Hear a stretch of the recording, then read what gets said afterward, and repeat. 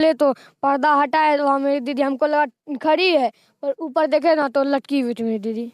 आप देख सकते हैं घटना को महज एक बार देखने के बाद 15 से 20 मिनट के अंदर इस महज घटना को अंजाम दिया गया है। पहले ही किसी ने उनके साथ कुछ भी गलत कर दिया था। कैसे इस बच्चे ने इस अवस्था को देखा होगा, झेला होगा। बच्चे के रूम जाते के दौरान ही उसे वापस वहां लटका दिया जाता है और बच्चा उसी रूप में उस दीदी को अपना देखता है। इनकी दीदी महज 13 या 14 साल की थी, ये बच्चा भी महज 8-10 साल का है।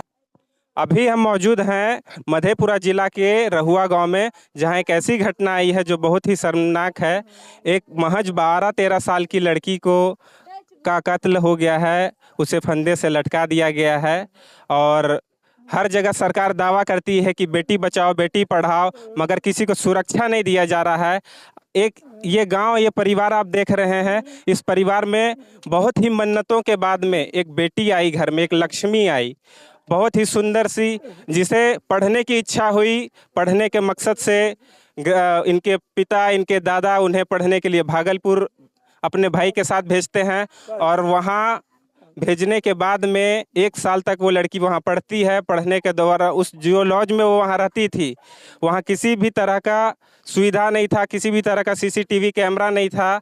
और वो बाथरूम के लिए निकलती है। बाथरूम के दौरान में जब उसका भाई छोटा था, वो 3 बजे रात को उसका आँख खुलता है। जब अपनी दीदी को पाता है कि वो बेड में नहीं है, वो सीधा पेरेंट्स को फ़ोन लगाता है कि दीदी रूम पे नहीं है। पेरेंट्स बोलते हैं देखो वो बाथरूम में होगी, अगल बगल होगी। लड़का जाता है, देखता है कि कहीं पर दीदी मिल नहीं रही है, वो वापस डर से आ जाता है। कुछ देर के बाद में उसे थोड़ी सी बाथरूम में पानी की आवाज़ आती है, कुछ आहट आती है। वो दोबारा जा कर के देखता है तो वहाँ उसकी दीदी का शव एक लटका हुआ मिलता है, ज़मीन से लटका हुआ मिलता है। सर पे फूला हुआ निशान रहता है, पैर ज़मीन से सटा हुआ था, जबड़े पे भी निशान होती है, खून वगैरह आया रहता है, कट का निशान रहता है। और वहाँ एक आदमी टॉयलेट कर रहा होता है, जो कॉमन टॉयलेट था, वहाँ एक टॉयलेट कर रहा होता है। बच्चा जा कर के पूछता है कि आपने किसी को देखा, क्या हुआ? आप दीदी को उतारे, पर सब मना कर देते हैं, वहाँ से चले जाते हैं। आनन फानन में गार्जियन दौड़ करके वहाँ जाते हैं, जिससे जिससे भी हो पाता है उससे जा कर के गुहार लगाते हैं कि आइए देखिए किसी भी तरह बच्ची जिंदा है या और कुछ है, पर बच्ची मृत पाई गई। आइए हम परिजनों से जानते हैं कि वहाँ क्या क्या हुआ। ये है उनके दादाजी। दादाजी, क्या हुआ आपको? कैसे घटना के अंजाम? घटना हुआ सर, हमारी पोती पढ़ती थी भागलपुर में 1 साल से। उसी दौरान हुआ क्या, परसों रात की बात है सर। ये बच्चा जो देख रहे हैं ये वहीं अपने दीदी के साथ में रहता था, काफी डरा सहमा हुआ है। और इसे आप देख सकते हैं, हमरो मार देते बाबू। अगर ये बच्चा किसी को देख ले तो इसे डर था कि इसे भी मार दिया जाता। इसी की जुबानी सुनते हैं कि क्या क्या हुआ। बोलो बच्चा। 3 बजे रात में हम उठे ना तो दीदी को नहीं देखे। तो बेड पर तो 10 मिनट आधा घंटा हम देख लिए, दीदी नहीं आई तो पापा को फ़ोन लगाए। पापा को फ़ोन लगाए तो बोली बाथरूम में होगी, बाथरूम में होगी। बोला कि 1-2-3 मिनट रुक जा, देख लेना, उसके बाद नहीं आएगी तो बाहर चले जाना खोजने। हम 2-3 मिनट रुक गए, उसके बाद नहीं आई दीदी तो बाहर गए खोजने तो कोई नहीं मिली। मेन गेट पर रुके, मेन गेट पर ताला लगा हुआ था। बाथरूम, किचन रूम पूरे ढूंढ लिए। उसके बाद घर आके हम जो है ना बेड पर आके सो गए, चादर ओढ़ लिए। उसके बाद जो है ना मम्मी फ़ोन पे ही थी। उसके बाद बाथरूम में पानी की आवाज़ आई। उसके बाद गेट भी खुला, चप्पल की भी आवाज़ आई। उसके बाद जो है तो दीदी मेरी आ ही रही थी, जो है दीदी थी कौन थी नहीं पता, आ रही थी जो है ना दीदी, नहीं कोई होगी, हमको नहीं पता, आ रही थी। तो जो है ना हमको लगा रूम आएगी, बस वहीं पर से जो है ना ना ही चप्पल की आवाज़ आई ना ही कुछ, बस झनमनाहट होने लगी वहाँ पर। फिर हम जो है फिर उठ के गए। नहीं, फिर मम्मी बोली मम्मी लगता है यहाँ पर चूहा है। फिर बोली बहुत झनमनाहट हो रहा है। फिर वहाँ मम्मी बोली फिर जा देखो जाके।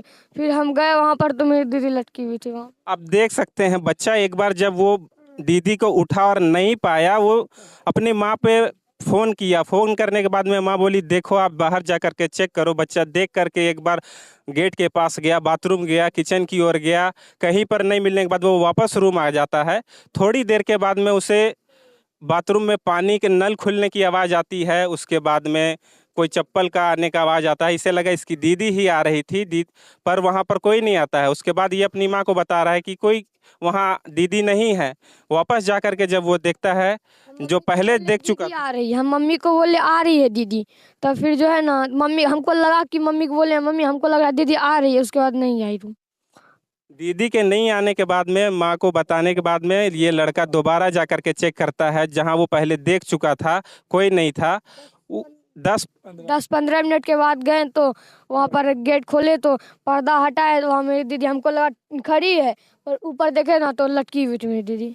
आप देख सकते हैं घटना को महज एक बार देखने के बाद 15 से 20 मिनट के अंदर इस महज घटना को अंजाम दिया गया है। पहले ही किसी ने उनके साथ कुछ भी गलत कर दिया था। बच्चे के रूम जाते के दौरान ही उसे वापस वहां लटका दिया जाता है और बच्चा उसी रूप में उस दीदी को अपना देखता है। इनकी दीदी महज 13 या 14 साल की थी, ये बच्चा भी महज 8-10 साल का है।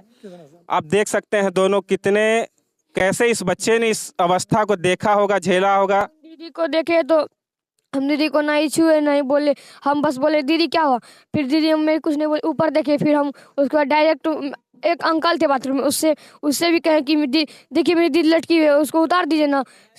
अंकल बोल रहे कहाँ है दीदी कहाँ है, बोले वो देखिए ना, देख लिए। उसके बाद ना टॉयलेट किए कि ना कि हमको ही नहीं पता, बस अपना रूम चले गए। उस रूम में दो आती रहते थे, काम करते थे दोनों।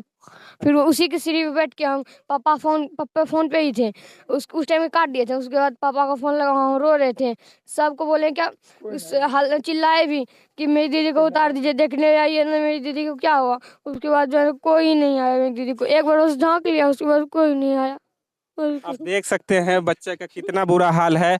ये वहां पर कैसे उस स्थिति को सामना किया होगा, कैसे देखा होगा अपनी मरी हुई दीदी को। वहां जब देखा किसी ने उसका हेल्प नहीं किया और किसी को बोला था बाबू वहां कोई नहीं आया।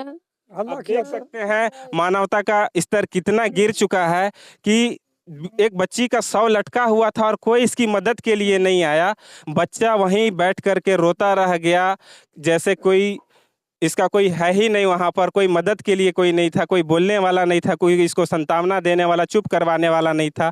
ये अपने परिजन से बात करता है और वहाँ पर 1 घंटे के बाद में शायद आप लोग जाते हैं ना। 1 घंटा के बाद इसकी नानी आई, मेरी नानी की बहन आई तो फिर वही खोली उसको, दीदी को खुलवाया सर, वही गेट आगे वाला, तब उसको उठा के चौकी पर, तब हम लोग 1 घंटा के बाद। घर वाले लोग के द्वारा आवेदन दे दिया गया है प्रशासन को, जिन पे भी इनका शक है सबका FIR में नाम दर्ज करवाया गया है। और प्रशासन से हम यही आग्रह करेंगे कि इस जो भी ये घटना हुई है उसे जल्दी से जल्दी इसका तहकीकात करें और जो भी दोषी हैं उसे शीघ्र से शीघ्र सजा देने की कोशिश करें, क्योंकि ऐसा क्राइम अब बिहार में बढ़ता ही जा रहा है। लोग कुछ पैसों के लिए महज अपना रूम रेंट पे दे देते हैं, पर किसी भी सुरक्षा की उनकी गारंटी नहीं है। परिजन भी उन्हीं के लिए जो उनके लोकल पेरेंट्स समझ करके उनके अपने घर वाले लोग को वहाँ देते हैं, मगर किसी भी तरह का सुरक्षा नहीं मुहैया कराया जाता है। और हॉस्टल चलाया जा रहा है गैर तरीक़ों से, क्योंकि वहाँ पर कभी कोई बैचलर रह रहा है, कोई फैमिली वाला लोग रह रहा है, कोई लड़के रह रहे हैं, किस तरह के हैं। इनके दीदी पर कमेंट किया जाता था, सुंदर होना उनके लिए एक अभिशाप हो गया।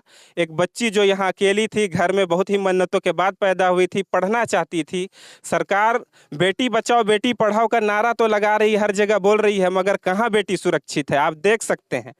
और इस तरह की घटनाएं आए दिन हो रही हैं। कोई बच्चा, अभी कोई पेरेंट्स अपने बच्चों को कहाँ पढ़ने के लिए भेजे, ना यहाँ पढ़ाई की सुविधा है।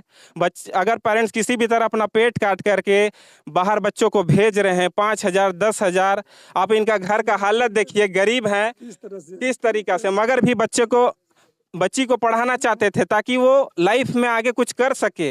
वैसे भी बच्चियों बेटियों को आगे बढ़ने के लिए बहुत सारी दिक्कतों का सामना करना पड़ता है, बहुत चीज़ों से गुजरना पड़ता है, फिर भी वो पढ़ा रहे थे इस उम्मीद से कि बच्ची आगे बढ़ेगी, लाइफ में कुछ करेगी। मगर बच्ची के साथ में महज 12-13 साल में ऐसी घटना हो गई जो बहुत ही शर्मनाक है। मैं सभी दीदी भाई बहनों और जो भी मेरे दर्शक हैं जो देख रहे हैं, मैं उनसे यही आग्रह करूंगा कि आप इस विषय पे क्या कमेंट करना चाहते हैं। क्या इस फैमिली को मिलना चाहिए कि नहीं, इस फैमिली को इंसाफ मिलना चाहिए कि नहीं, आप इसके बारे में क्या कहते हैं। आप लड़कियों की सुरक्षा के बारे में क्या कहते हैं? और ऐसे जो गैर कानूनी तरीकों से जो रेंट पे रूम लगा रहे हैं उस पे आप क्या कहते हैं? अपनी राय कमेंट में रखें और इस विषय में जितना हो सके आप शेयर करें इस वीडियो को और इस पे अपनी कमेंट जरूर रखें। मैं प्रिंस, भारत पोर्टल से आप देख रहे हैं और सभी से यही आग्रह है, प्रशासन से यही आग्रह है कि इस परिवार को इंसाफ मिले।